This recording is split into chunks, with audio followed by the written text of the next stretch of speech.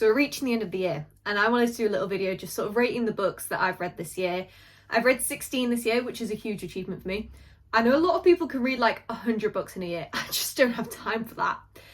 But anyway, let's just get into it. So first up, we've got One Last Stop. This is the first book I read this year. I'm going to go in order of the books that I've read this year.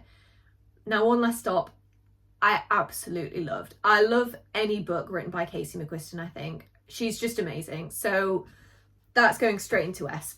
Starting off strong, but genuinely one of the best books I've ever read. The next book I read was The Bullet That Missed by Richard Osman. So I really love The Thursday Murder Club. I feel like the first book was brilliant. The second book I was a bit like, I don't know that I care about any of this. Third book started to pick back up, but I don't think it was good as the fourth book, so I'm going to put it, it's going to go A. We might move some of this around as things go on, but at the minute it's A. So after that I read Light Lark. Now I found this through Bookstagram because I wasn't on BookTok by that point. Follow me if you want. Yeah, and I did really like it, but there was some things in there where I didn't really fully know what was going on. I can't lie. But the ending, this twist at the end really got me. I really loved that. I do kind of love a betrayal trope, and I think it was done really well. But as I say, there were some points where I was a bit confused as to what was happening. So it's not an S. I might put it A, and I think I'll put it ahead of The Bullet That Missed. Because I'm a fantasy girly. I'm sorry. Like, I feel like I love fantasy over crime, you know? So I think just in that sense, it goes before The Bullet That Missed. And as I say, I feel like Richard Osman did a much better job on the fourth book than the third book. After that, I don't even have to discuss this one. ACOMAF, straight to the top. Sorry, I just love it. It's incredible. Look, what got me into reading was Shadowhunters, right? After Shadowhunters, I never really found, like, I love reading, and I would read books that I thought were amazing, but I never really found, like, a book series that really got me going the same way that Shadowhunters did. ACOTAR did that. And ACOMAF changed my life, let me tell you right now. So she's going right at the top. And then after that, we have The Last Devil to Die, which I'm going to put, I think I'm going to put it ahead of Light Lark in A. Because for me, I mean, both my grandmas suffer with dementia.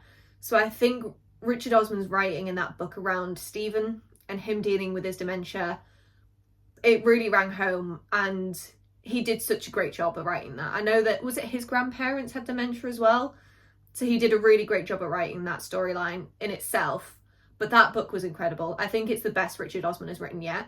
So I'm going to put that ahead of Light Lark. I know I said I'm a fantasy girly, but that book, The Last Devil to Die, that got me. It got me. Oh, this next book. I'm really sorry, this might be controversial. A Game of Hearts and Heists. I did not like it.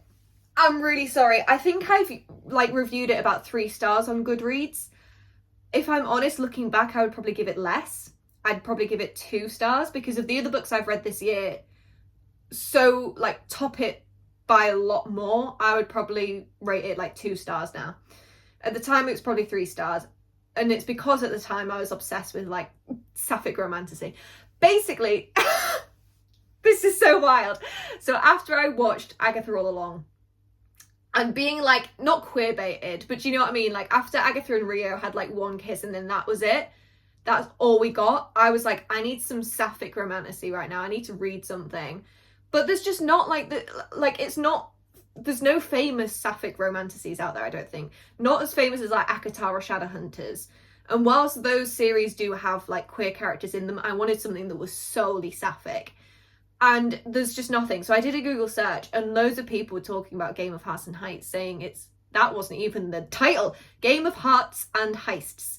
Saying it's really good. So I got my hopes up thinking, oh my god, it's going to be like Agatha and Rio. I'm going to love this. It's just the whole thing is smut. And for me, if a storyline needs smut to be good, it's not a good book. I'm sorry, I didn't like it. It's going in D. It's going in D. Oh, the next one. Okay. I read The Song of Achilles. Destroyed me. Actually, it's making me tear up just thinking about it. that The Song of Achilles was incredible. I can't remember, I think on Goodreads I maybe gave it like 4 stars just because, right, don't start with me. I gave it 4 stars because to me it wasn't as good as One Last Stop or ACOTAR.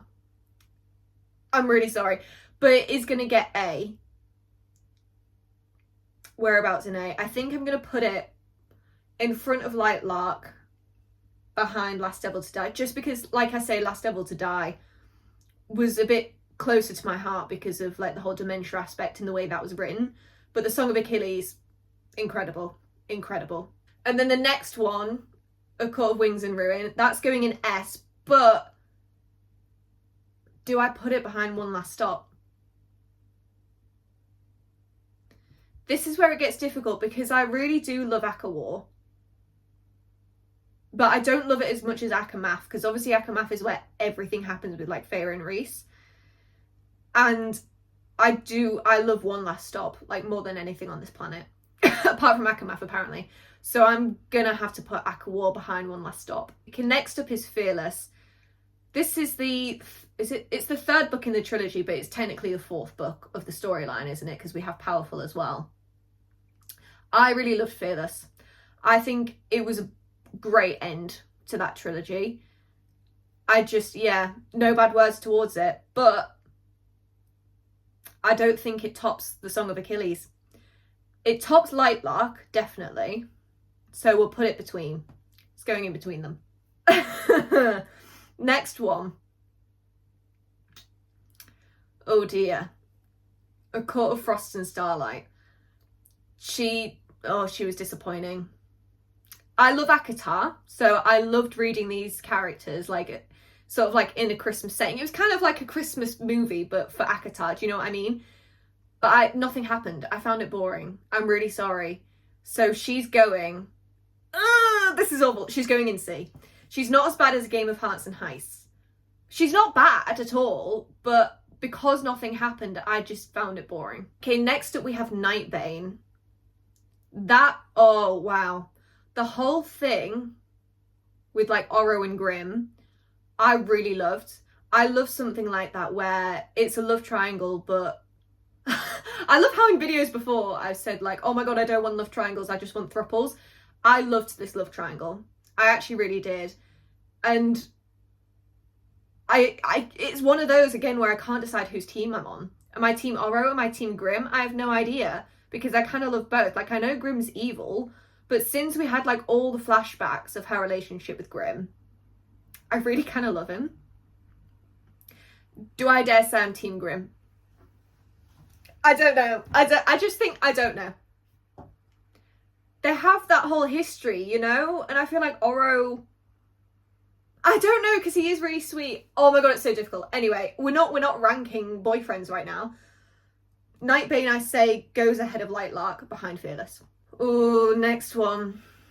Floating Hotel. Another disappointing one. When I read the blurb to Floating Hotel, it sounded like a Doctor Who episode with me. I love Doctor Who. So I was like, get that in my basket right now. I'm sorry, it's one of those books where, again, nothing happened.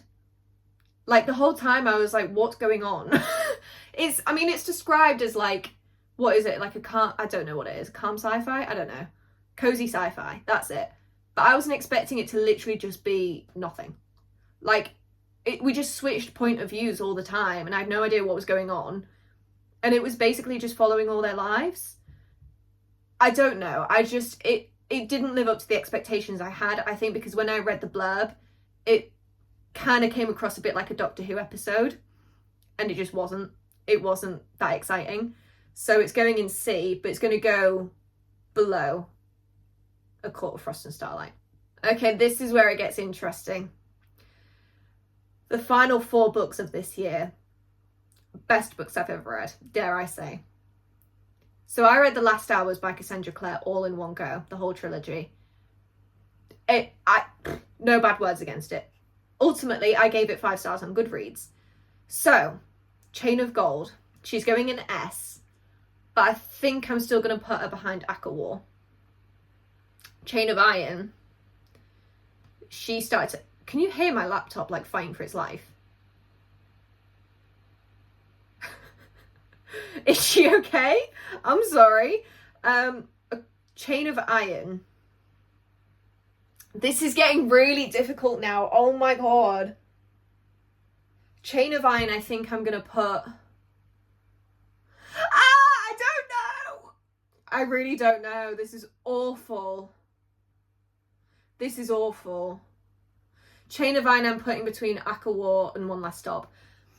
I'm not going to think about it. I'm not going to like give myself explanations for these because I can't. I genuinely can't. Chain of Thorns, impeccable, incredible, no bad words. She's going near the top. She's going to go between ACOMAF and One Last Stop. Okay, Court of Silver Flames. You all know I've just finished this book. Do not get me started. Oh my god. This is so difficult now because I feel like, oh god. Oh god, this is awful. I think it definitely goes below ACOMAF.